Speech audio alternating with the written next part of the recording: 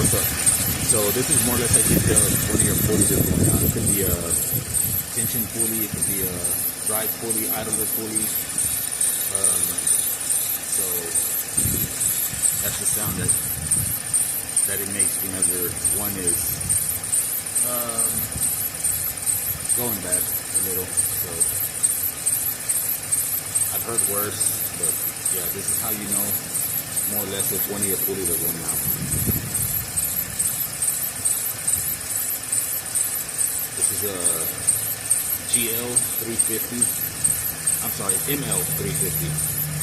It's a V6, non-turbo, it's all natural aspirated. So there you kind of get an idea of what that pulley sounds like. Thanks for watching. Hopefully like, share, subscribe, and we'll see you on the next video.